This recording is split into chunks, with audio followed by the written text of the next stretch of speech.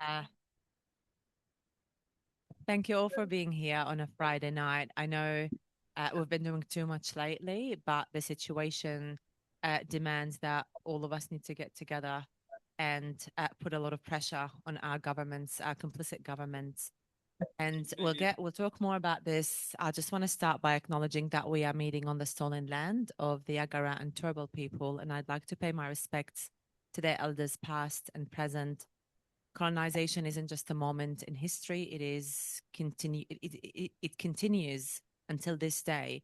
And we see it through incarceration, we see it through deaths in custody, we see it in homelessness, we see it in police aggression, we see it in domestic violence, and the list goes on. And when we say we acknowledge that we are meeting on the stolen land, this acknowledgement comes with a responsibility. And I hope that what we're doing tonight honors that responsibility, honors the solidarity that we have with the First Nations peoples on this land as we walk behind them until they achieve liberation. This land always was, always will be Aboriginal land. Thank you. Thank you, everyone, for coming. Really appreciate you all for being here. The aim of tonight is interactive. This isn't just an information exchange or a little chat. We'd like you all to take some actions for us. They're all meaningful actions that will really support our friends on the flotilla. That what happens on land is a real shield for what happens at sea. And we can all be part of the flotilla effort together. And tonight, we would really like you to take a few actions. If you have your phone with you, would you please whip it out and just scan that QR code for us, please? I'm going to be really annoying and wait until everyone does these things, because really the aim of tonight is to support our friends, not just to have a chat with them. So please do zap the QR code. And this piece here on the left-hand side will come up. And tonight is night 2 in 4 events in 4 days. We had one in Gadigal yesterday, one here today, one in Bunjalung tomorrow, and online on Sunday. And we're launching our email campaign tonight. Yesterday we launched it. But we would love you all to zap the QR code and press the first call to action there. Thank you so much. That will show up as a pre-filled email, which should be just click and send, really. And that will email your local MP and also the senators.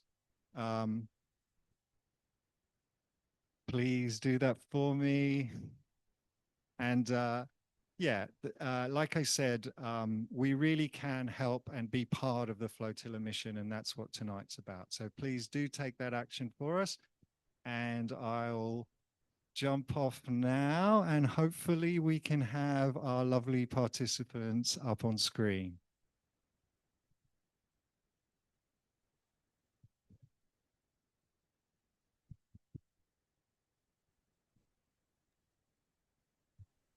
Free. Palestine! Yeah. Woo! Thank you all for making the time to be with us. We really do appreciate it. We know how hard that you're working and that your time is really precious. So thank you so much for being here today with us. I'm just going to ask the first question while I'm here, and then we'll get other people to ask questions of you. I'm just going to ask a really broad question. How are you feeling? How's everybody feeling? And what have you been doing while you've been there at port? Well, I'm feeling pretty amazing. Like, it's very inspiring to see people from 100 countries all come together for Palestinian liberation. It's also been really inspiring, like seeing you all at home challenging Christopher Foley's repressive laws, and feeling like we're part of we are part of a global movement that's moving towards liberation and justice. There's been lots of emotional moments here, and like there's a lot of busyness and lots of people who are working super hard to make this happen. But yeah, overall, it's it's pretty amazing and inspiring. Yeah, sometimes it's a matter of keeping yourself really busy and not having a second to sit down and think about how you feel. But you do actually, I think, feel a great sense of pride and inspiration being among so many people, hundreds and hundreds of people from around the world, all of whom have their dignity and their integrity and their sense of humanity really intact. And they're all, despite coming from different countries, having different histories and backgrounds, speaking different languages. We're all united behind this one goal, which is to break this rotten siege. And I think about what Sam said, the inspiration we're getting from folks back home. I mean, I'm not from Queensland, I'm from down in New South Wales, but just as Chrysophouli has banned From the River to the Sea, Minns is now looking to ban the phrase globalise the intifada. So we're seeing the same thing playing out just on a different timescale, and we're really looking to the amazing work that's being done by activists and communities in Queensland to think about how we respond if Minns proceeds and tries to crack down further on our freedom of speech. So more power to you down there. In the same way as it's been beautiful in the last few days to see the threads of the global movement starting to come together and the ways that the flotilla can weave in with local movements all over the world. We've also had the boats arriving to join the fleet here from Spain, and the feeling of collectivity of everyone starting to come together as we get ready to depart. It's been very special. I should have really introduced you first, shouldn't I? In case so, to the left is Surya McEwen. In the center, of course, is Sam Roper-Watson, and of course, on the right-hand side is Ethan Floyd. Can we get a big round of applause, please?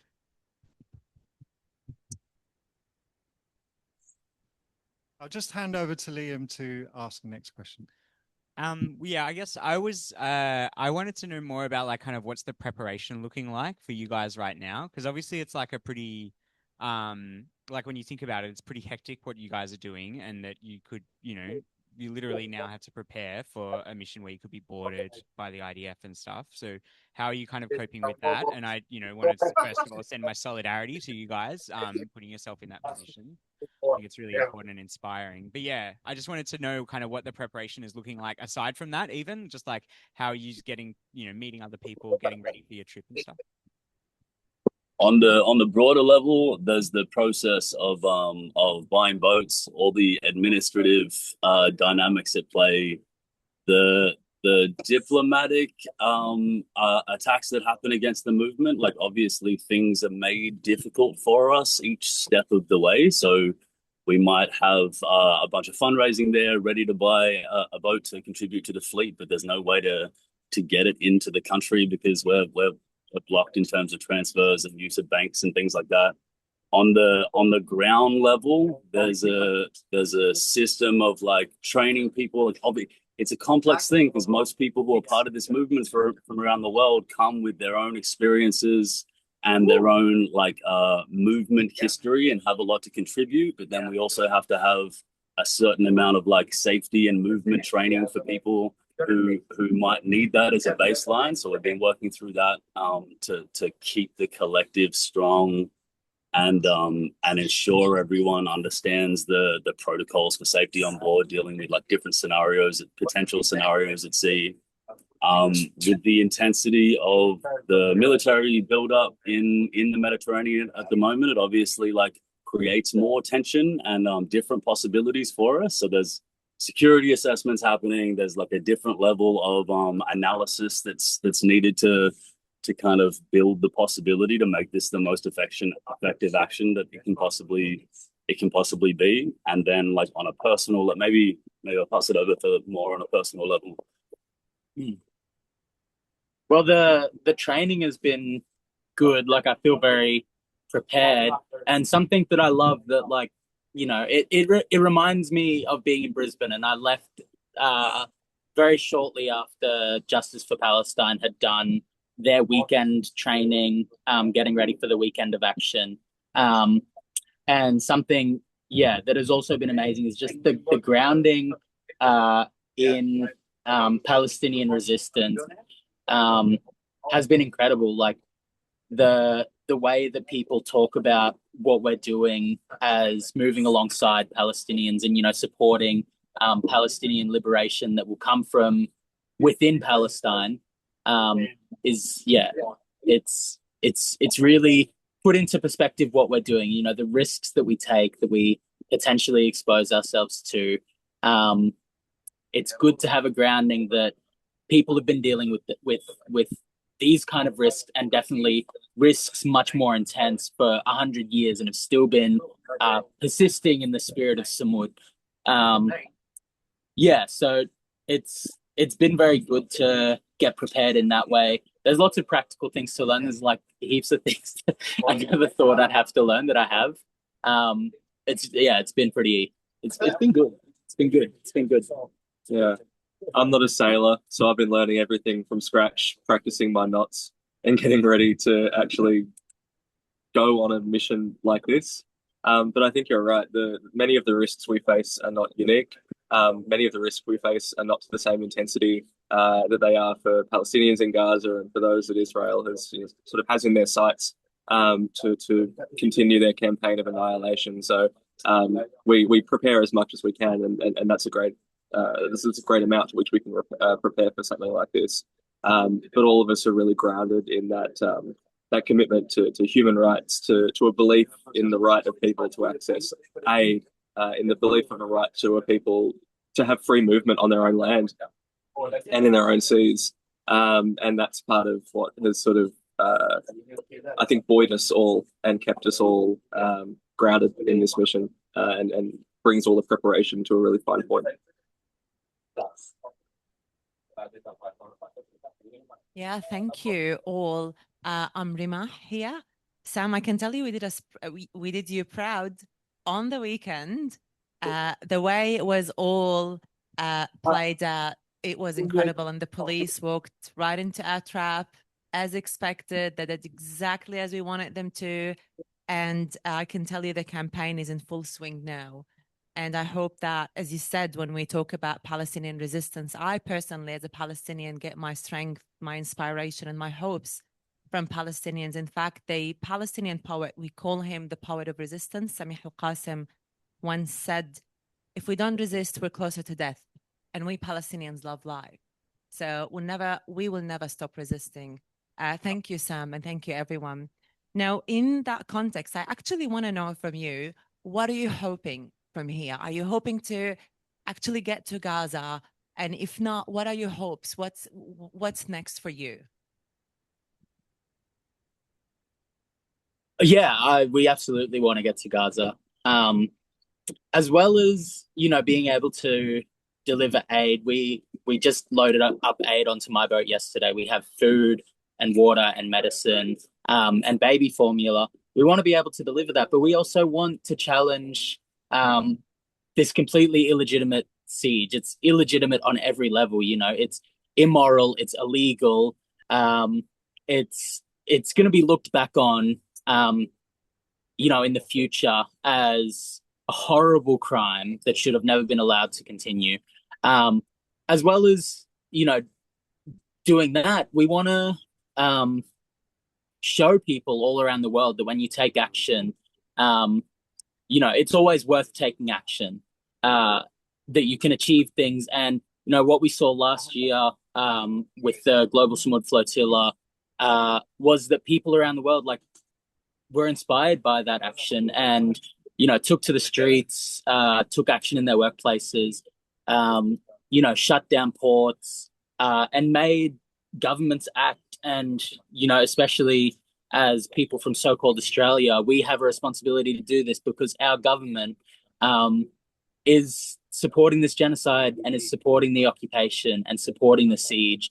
And when our government does that, we have a responsibility to act and to challenge their stance. I don't have any delusions that our government is gonna spring into action and be the greatest force for justice when, or if we are intercepted, or if we're in danger. But I think that us being here makes it much harder for them to ignore. Yeah.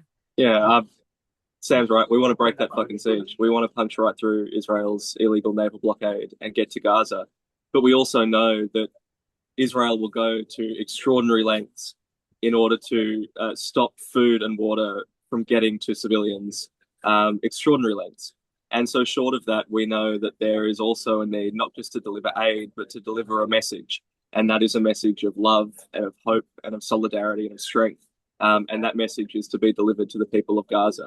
And that's coming in many forms. Like Sam said, we're also hoping that by taking part in this global action, people back home will feel motivated and inspired to continue, as everybody back home will, to continue escalating locally, doing what we can where we are, because we know that the one global humanitarian action is not going to end this genocide. What's going to end this genocide is a systemic unpicking of Israel's apartheid and Israel's genocide, and that comes from not just large international actions, but real grassroots work at the local level in countries around the world, and particularly in Australia. That's what's so important. In terms of the message we're carrying, it comes from Australia as well. Before I flew to Italy, I spent some time traveling around the country, and everywhere I went, I was asking people, what would your message be to a child in Gaza? If you could speak to a child in Gaza right now, living and dying under siege, what would your message be? And the funny thing was, none of these messages were messages of hate. None of them were sort of nuanced pick-aparts like, do you condemn Hamas? Or what about a two-state solution? All of these messages were expressions of love and solidarity and strength. Messages like, we are with you, you are not alone, you are seen, the world is behind you. Those messages were scribbled on bits of paper, on the backs of envelopes, on a napkin. I collected all of them. They're now 400 strong, 400 letters from 400 ordinary Australians. They're here with me in Italy. They'll sail with us to Gaza, and our intention absolutely is to deliver those letters if we're able. Yeah, yeah. Obviously, we're determined to break the horrific blockade on what has become the concentration camp of Gaza, and in that process, as comrades are saying, like to reinforce movements in all of the places that are fighting for ways to support Palestinians liberating themselves on the ground. And since the fake ceasefire, the deflation of that movement, less so in Queensland, but has been very strong, and it's been a kind of a desperate moment seeing that expansionist imperialist state of Israel and the US expanding their violence throughout the region and taking the tactics they've been using in Gaza to southern Lebanon to other places. And so it operates on different levels. We want to be part of breaking into the concentration camp and creating a corridor to the people in Gaza, Palestinians in Gaza, but we also want to spotlight that the genocide is still happening, that the ethnic cleansing in the West Bank is expanding and Jerusalem expanding, the violence in southern Lebanon.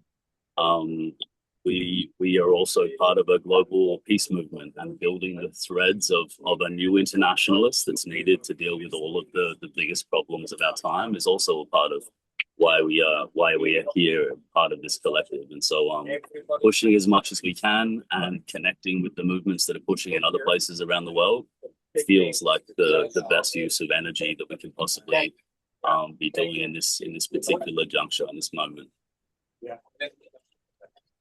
Here, comrades. Thank you all very much. Hey, tell us, where are you now? Well, we're not supposed to say exactly where we are. We're in Sicily right now. In Sicily. We're on my boat. What's your boat called? All of the boats, they all have their like dodgy boat names. But they've also all been given most of them have been given names for Palestinian villages that were destroyed through occupation and the colonization since the Nakba. My boat is called Kafr Qasim. You can look up the story of Kafr Qasim, where a massacre was committed on the Institute for Palestine Studies. And this is a way to remind people that what's happening in Gaza right now is not an anomaly, and that Netanyahu is not an anomaly, and that these atrocities and really this genocidal intent has lasted for 100 years, and for the whole duration of the state of Israel and Zionism, and yeah, that we need to challenge the Gaza genocide, but there's also an entire occupation and an entire regime that needs to be dismantled at the same time. And on that, the choosing of the names of the boats, and them being the names of villages within Palestine that experience the most severe massacres. But as we see in so-called Australia and other colonized lands around the world, where the biggest massacres occur is where the strongest resistance occurred. And so it's an expression of our appreciation and honoring and also remembrance of the struggle of Palestinians to liberate themselves over the last 100 years, and the importance of that resistance, and the importance of resistance anywhere against violent oppression, and expressing the reality that we are a nonviolent mission. We have an absolutely peaceful humanitarian strategy. That's the tactic that we use for the mission to draw out the violence of the oppressor and communicate that to the globe. Though that doesn't come from a position of moral virtue or something. It's a very strategic strategy, and in that process, we reinforce the broader ecosystem of resistance, using all sorts of different tactics. Can you talk about the name of your boat? Yeah, my boat's actually not named after a destroyed Palestinian village. It's named Minab 156, which is the girls' school in Iran that was bombed by the US at the end of February, in which they killed, I think, 168 schoolgirls. And I think it speaks to the fact that, which is what we've been talking about, which is, yes, Palestine is the front line of this global movement against, or this global struggle against genocide and imperialism. But that these structures and these systems and this violence touches everywhere around the world. And the US-Israeli aggression in the region doesn't sort of just stay relegated to Gaza or to Palestine. It extends into southern Lebanon. It extends into Iran and to Syria. And of course, we saw that Australia was one of the first, or the first country to throw its support behind the US and Israel's actions in Iran. And it shows that as much as they would like to have us think that Australia is a neutral player in all of this, we most certainly are not. And so for as long as Australia continues its complicity and our government fails to stand up for human rights where it matters, ordinary people are going to keep doing it. Absolutely. And the thing about striking schools, to me, genocide is about the eradication of life, and schools represent that continuity of life.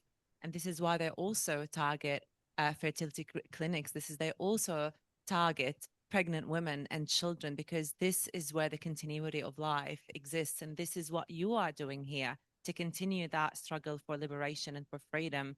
And the fact that you're putting your own lives on the line is something that me as a Palestinian is a representation of that continuity of struggle, continuity of liberation, because this cause is alive and will never be forgotten. And there's a whole literature about resistance in the Palestinian literature. And there's one line that I remember so dearly. It's not from a Palestinian thinker, but it's something that we were taught when we were young. It's basically, if you don't resist, then you're going to be defeated. But if you do resist, there's a chance you can win. And I see that in you, the three of you. So I thank you so much for this. And I don't know, Subi, do you have any other questions? I wanted to ask you about how you feel right now after, undergoing all the trainings and all of that. But I just want to also make space for everybody else to ask questions. I don't know if you want to answer this question. How do you feel after doing all those trainings, and now that the sailing is imminent? How does that make you feel? Really energized, feeling as though, and it is the case, feeling that, for every single person here, there are tens of thousands of people back in our home countries that are supporting what we're doing and supporting this mission, and will continue doing what they can where they are back in their local organizing spaces. That it can be the case that you may feel as though you're sort of doing your own thing in a bubble. I feel sometimes over here, but being able to come back and connect with the movement here in Australia, being able to hear from folks who are still doing all of the hard work of organizing back home, really makes me feel, or fills my cup, and sustains me in the same way that I hope that what we're doing over here is helping sustain folks back home, and that we're able to have that relationship where we keep each other going. Yeah, you wanna? I just been in a organizing meeting with a comrade who's spent a lot of time in southern Lebanon, whose close comrade Amal Khalil was murdered very brutally by the ILF a couple of days ago. So I've been feeling that sense of mourning, sending love out to the family and the families of all of the martyrs who are experiencing this horrific violence right now. So in the context of the continuity of the horror, it feels like a beautiful thing to be here connected with all of these people from around the world, just desperately trying to do the most important, most powerful thing we can do with our time and energy to enable a possibility of peace and justice to emerge in this future we're trying to build. I'll just, Liam will just ask the next question, but I'll walk around in case anyone wants to ask a question. Please just let me know. Yeah, I was interested in kind of like what you guys want people in Australia to get out of kind of seeing what's going on with the flotilla, because I think it is a moment where people will be watching. It's the biggest flotilla ever. It's more Australians than ever involved in it. And I think, it can have an impact on people's consciousness, both of like activism around Palestine and also then what's actually going on in Palestine. So I guess like what kind of messages do you want people to draw and hear from, when people are, starting to have their eyes like drawn to the flotilla? What do you think is the messages that they need to hear?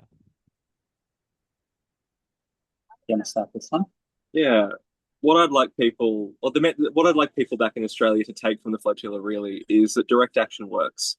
That direct action is one of the most effective strategies and the most effective tactics that we have in fighting these fights that we have to. It seems obvious, but our fights have only ever been won because they've been fought, right? And the way that we fight them is through direct action, through challenging these systems up front, and often challenging them physically. And that doesn't just come in the form of flotillas and sailing sort of into sort of the belly of the beast, as it were. But it also comes through doing things back home, blocking weapons factories where you are that are part of this global supply chain that Australia shamefully plays a huge role in. I'm a student. Our institutions, our universities play a massive role in the commission of war crimes around the world. At my university down south in Sydney, we have a memorandum of understanding with Thales Australia, which is the branch of the French weapons manufacturer, where students research into heat mapping technologies were then used in targeting systems. And when these targeting systems are sold at weapons expos, they're marketed as being battle tested. And we know what that means. It means tested on innocent civilian populations in Gaza. So part of what, I guess, the lesson or the message that we should take from the flotilla is not just strength to keep going, but also indications and lessons in terms of strategy and how we can keep the fight going back home in a really effective way. I think like I would love people to just get involved in the movement there. I know that JFP at the moment is organizing this really important campaign to shake off Chris Foley's repressive laws that are an attack on the Palestine movement as much as they're an attack on free speech. But I think that there's nothing specific that I want to say, because the Palestine movement will just continue to grow and adapt to, like, the solidarity movement in Magandjin will just continue to adapt to what the current situation needs. And I think that people should just get involved in that movement. But something that I do want to pass on to you that I heard here the other night is that we're not on the losing side. Like, this oppression can't go on forever. It requires us to struggle, but if you start to struggle, you've already started. You've already won, basically. Like, this can't continue to be in existence, this brutality. I want people to get involved in the movement. I want people to sign up to Rapid Respond and everything. But yeah, I think that I just wanted to pass that on, that to resist oppression is to be human and to be alive. The first boat that I was on had a Palestinian flag with the phrase "Be human" in Arabic embroidered, and it just reminded me of that. To be human is to resist these things, to resist the inhumanity, and yeah, that's what I hope people will take from this. Yeah, I don't have a lot to add to that. I guess remembering the importance of being brutal with systems, but being kind with human beings. The importance of, in the stress and in the devastation and grief that we feel connected to these struggles, the importance of kindness and an ecosystem of struggle. We don't feel like the flotilla is not the solution to Palestinian liberation. We're doing something that is part of something broader, and any way that we can contribute in our own spheres, wherever that happens to be, whichever place we find ourselves in, there are ways to push that struggle forward and to lean in as much as we can to those ways in our own capacities. Hey, comrades. Well, I just wanted to ask a question about like the kind of scale of the involvement in this flotilla, because as far as I understand, this is like the biggest flotilla to Gaza like ever, with involvement from basically like thousands of participants around the country in some way or another. I think that's like really inspiring in terms of like, the international like pro-Palestine movement all coming together in that way. So I was wondering if you could talk a bit about that in terms of like what that has been like to like be a part of, and like that kind of international involvement, what that looks like this year. Well, the mission is it 100 boats, 100 countries, 1,000 people, roughly? Yeah. I mean, the boat situation is like always ongoing. We're gonna have more than 80 boats, and we're hoping for 100. We are very lucky. Surya sir is here. Shiva brother. And yeah, it's somewhere between 1,000 and 2,000 participants. Thank you so much, Surya sir. Countries all around the world. Yeah, and there's been hundreds of people here with the fleet arriving from Barcelona. And like we were up late at night as those boats were coming in and welcoming them.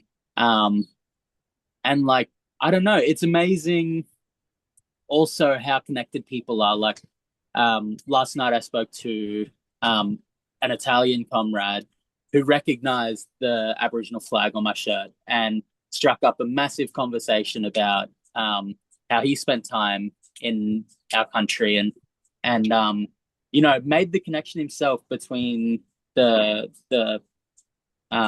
colonization of Palestine, the colonization of so-called Australia. I think that there's hundreds of people here who are incredible, like in this way, and I'm probably not even going to meet like half of the people here. The scale is, it's intense in like the best way.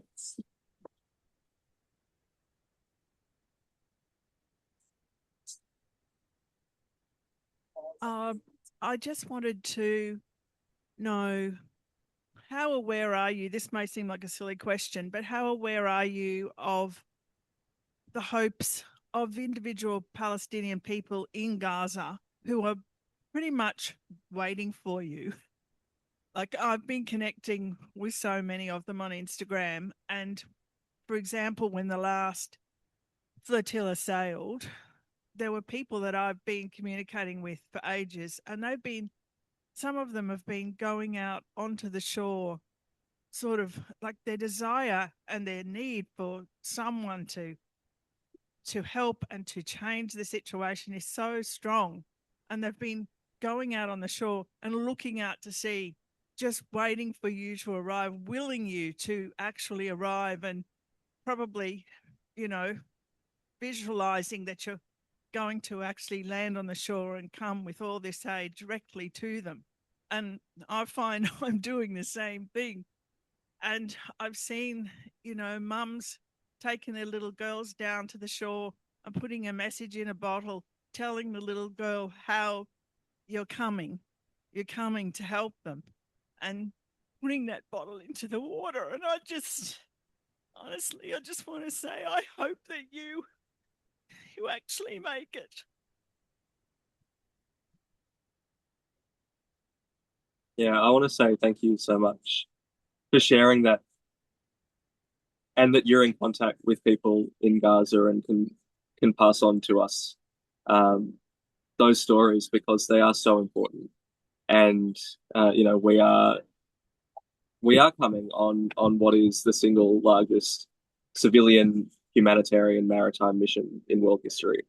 That is something that each and every one of us should be incredibly proud, not just to be a part of, but to be supporting, to be part of this global ecosystem of people who are propelling these boats to Gaza. That it's not just people here in Sicily or in Barcelona or wherever. It's everybody around the world. We are sailing on your wind, basically, and we are sailing to Gaza with that aid and with those messages. I think it's so important that we're able to all share and sustain each other. And I mean, just the scale of this mission, we, all of us, fully intend to break through that siege. We all fully intend to open a humanitarian corridor into Gaza. And I mean, Gaza is an incredibly isolating place. Israel sustained itself on the idea that Gazans could ever be cut off from the rest of the world. That is the denigration of life and humanity upon which Israel builds its church. And I think that anything we can do to challenge that, anything we can do to start to unpick that system, is beyond important, is crucial, is necessary. And part of what something like this means, or part of what something like this shows, is that our struggle not only must be global, it already is global. And speaking to comrades here, everyone has a story about how their country is complicit or involved in this genocide. The scale of the atrocity is enormous, and therefore the scale of our resistance has to be as well. So I want to thank you so much. I didn't catch your name, but I want to thank you so much for sharing those stories, and for sharing your sense of hope and love and strength. And know that that is what is carrying our boats to Gaza. That is, I said it, that's where we're sailing on your wind. Like on a human level, it feels like you're speaking to something that is very, it's like fundamentally important. The level of darkness in Gaza for almost 20, I mean for 100. Where do you make the point that you go back to in terms of the intensity, but especially in the last few years since the escalation of the genocide? There is archetypal ways that humans look beyond hard times towards the light or the possibility of something different in the future. And in Gaza, you can't look to the sky because the sky rains bullets and bombs down on you. You can't look to the rivers because the rivers get poisoned, and you can't look to the land because the land's been destroyed. And the community being able to look to the ocean and the possibility of hope coming in the same way that they're like willing us to be there. That's something that you very much feel on the boats, is like willing ourselves to the shore for the people welcoming us there. And the people that I'm connected to who can get to the shore at this point in time, that's a very meaningful connection for all of us. I appreciate the question. I just wanted to add that we see these incredibly beautiful gestures of solidarity that come from Palestine, and you can imagine how meaningful it is to have Palestinians reach out to you. I wanted to share one story that I remember a few years ago now. Is when the Dakota Access Pipeline was being built, at Standing Rock, and Indigenous protesters were there. And it makes me emotional the way that people living in like the most brutal occupation, in Palestine, reached out to Indigenous protesters at Standing Rock, and it's the most amazing thing. They told them how to defuse the tear gas because it was the same tear gas used in Palestine. And I think that solidarity is important to Palestinians, but it's so important to us to be human in that way and be connected in that way, and to connect through our shared struggle against imperialism and colonialism, and also on our shared hope for a better world for all of us. Thank you. That's beautiful. Hope in Gaza is life, isn't it? Just as much as food and water, hope, it keeps people alive, and you're really bringing hope to Gaza. I know people in Gaza and in Palestine, they always say, tell our story. They think that if the world knew that something would change. Sorry, I'm getting emotional now. It's time for everyone. And you are bringing hope, and you are bringing the world, and you are telling their story. But beyond boats and beyond aid and beyond life-saving hope, what do you think the next step for the movement that we're building, and how will we come together to make the changes that we're looking for? Direct internationalist direct action that you're doing, it feels like the future for change. What do you think? It's already started. There's been weapons protests in Brisbane for years now, and they escalated during the current genocide in Gaza. They need to keep escalating, and we need to support those movements. We also need to support all of the protests that happen on university campuses where these complicit companies operate. And the street mobilizations that happen can really bolster all of that. It's already happening on the water as well. There was a cargo ship headed towards the occupation with materials for weapons that was disrupted by Flotilla vessels. It just needs to continue to build and escalate, and people need to join it and find a place for themselves within this movement for justice. Add anything? Basically, same.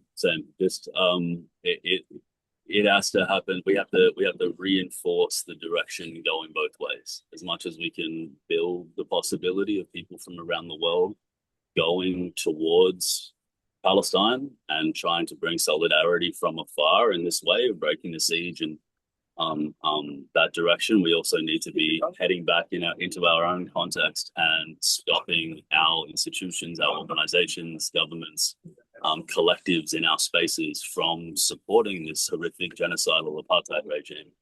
That we are choosing Israel as an ally in so-called Australia is beyond horrific. So pushing the efforts to stop that support in our own context is the other side to that coin in supporting Palestinian liberation from afar in the best way we can.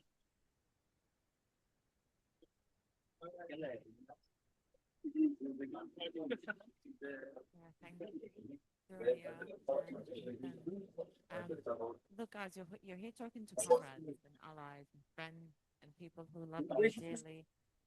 What would you say to people who are on the fence, people who would look at the Flotilla mission and wonder, why are you putting your lives on the line for this? It's not your cause. I'm sorry, we can't hear very well. How about now? No. No? Maybe I'm closer. Is this better? It's very quiet and crackly. How about now? Still not good? No? Still no. 1 2 1 2 1 2. Can you get me? Yeah, that's better. Okay. Let's maybe just really close. Well, usually I'm very loud, but that's surprising. All right. Okay. Got better. No, it seems like the connection is like the microphones aren't working.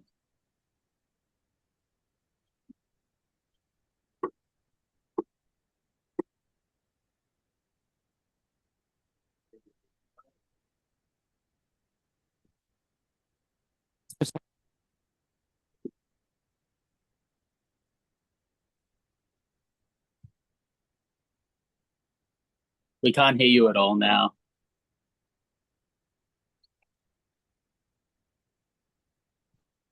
This is sick. Yep, we heard that.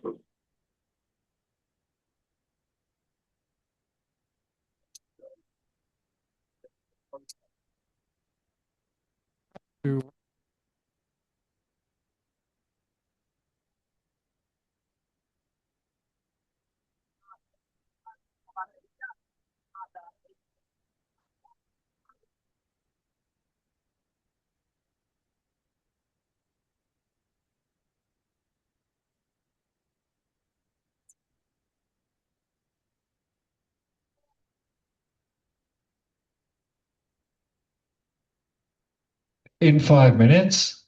So maybe we'll have to wrap it up now. We can hear you now, Surya. Oh, okay. All right. So we'll just hand over back to Rima and we'll make this the last question because we've kept you for too long and really, really appreciate your time. I'm just going to use this microphone, not taking my chances. You can hear me? Yes. Yeah. Amazing. I was just saying that you're here talking to comrades, friends, and allies. What would you say to the average Australian who would wonder, what are you doing there, putting your lives on the line for something that, according to some people, has got nothing to do with us here in this country?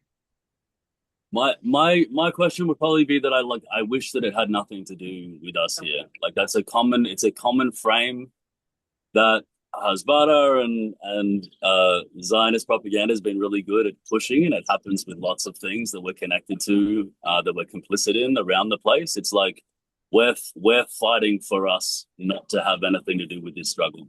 We're sending money and we're sending resources and weapons parts and diplomatic cover and all sorts of support for a genocidal regime that we're actually a part of we're a part of deeply. And so the struggle is to make what that person is saying become true by cutting ties completely with Israel and removing our complicit to something. Yeah, I mean, part of it is really looking at how specifically Australia is tied to this. I mean, we have specific obligations currently under the global weapons supply chain or the F-35 weapons supply chain. And Australia fulfills a crucial part of that. I mean, there is no non-lethal component of an F-35 fighter jet, but particularly Australia, without the parts that we provide, Israel's capacity to bomb Gaza and bomb Palestinians would be severely diminished. I mean, just 2 months ago, we welcomed Israel's president to Australia. We spent millions of dollars in taxpayer money on rolling out the welcome mat for Isaac Herzog, who has been found to have incited genocide. I mean, the New South Wales government and in Sydney passed special laws and emboldened police to commit violence. I mean, the state government were willing to have the police beat the shit out of protesters in order to make Isaac Herzog's visit more comfortable. That's the extent to which Australia is tied up with Israel, to the point where they display more care for the president of a rogue state than they do for citizens of their own country. I think that is part of what fulfills this core demand of ours. Why we're here as part of the flotilla and what we're doing is to get Australia out of Israel, to get Australia out of the region, and to like Surya says, to make it so that Australia has nothing to do with this, but because we are so deeply complicit, because our government provides such expansive political and economic and material support for this genocide. If our government isn't going to wake up to itself, if our government doesn't have the guts to cut ties with Israel, we're going to keep pushing and we're going to keep showing up both here and back at home to force that situation. I mean, nothing changes at a political level without a mass movement from people. That's the way it's always been. Is that we need a critical mass of people to be pushing for this goal, to be pushing for an end to the genocide, yes, but an end to Australia's complicity in it, for sure. And part of what that looks like is sending Australians over here to participate in global actions. And like we've mentioned many times, part of it is also turning the temperature up and heaping pressure onto our political class back at home. I think as well as that, like reminding people that we not only have a responsibility to take action when things are so horrific that we see, is reminding people that we have the power to take action. Like it was protest action that smashed apartheid. It was protest action that smashed the apartheid in Queensland. It was protest action that has gotten us most of the rights that we have today, if not all of them. And we can do that again in this situation. We can put our weight behind Palestinian liberation and contribute to that in a meaningful way that, will ultimately make the world a better place. We talk about the colonial boomerang and all of these things that this horror that has been enacted on Gazans for the last 2.5 years, now coming back in a way and being reflected in the way that the police beat people who went out to protest against Isaac Herzog, and the way that, the Israeli regime also supports Australian police to be brutal occupiers in their own way. I think just reminding people that as well as the responsibility, we have the power if we come together and if we take action. I think that's a really good note to end on. Thank you very much, Surya, Sam, and Ethan. And honestly,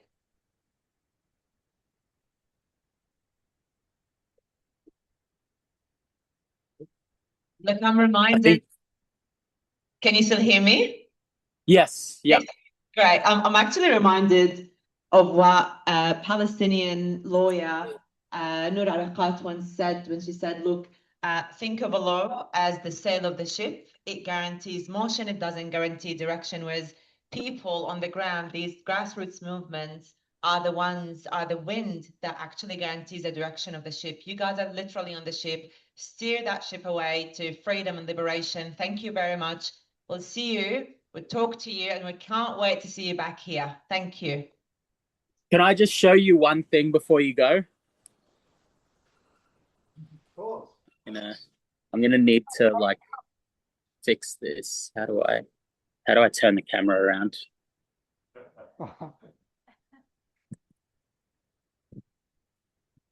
Just the other day, we put up the Aboriginal flag on our boat next to all of the Palestinian flags and the Irish flags.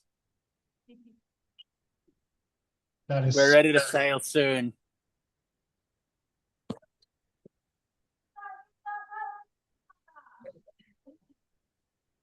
And thank you everyone for coming out tonight. You're all with us. Only a small amount of random individuals end up being able to come on the boats, but we bring everyone from our movements, from our places back home with us, and it's important to feel you here with us. It's good to be together tonight. Thank you so much for joining us, and you do take a piece of us with you every step of the way.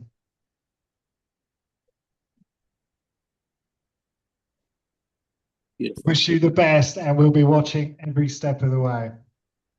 Thank you for joining us. Thanks very much. Go well. Love and solidarity. Love you too. What beautiful people, huh? Yeah, that's an incredible thing to check in with them and to hear why they're doing what they're doing. I'm always reminded when people ask Surya why he's going on this mission, and he says, well, if you saw a child next door to where you lived and they were put in a cage and abused and starved and hurt, you wouldn't ask any questions. You just go there and free them, wouldn't you? You know, they just would be a no-brainer. But we have 1 million children in Gaza that's happening to. And it really takes special people to do what they're doing. But it also just is a human thing. It's an absolutely human thing. If that's done to 1 million children, some people in the world will get on a boat and try and help them, won't they? You know, that's just part of the human race. And they really are the best of us. And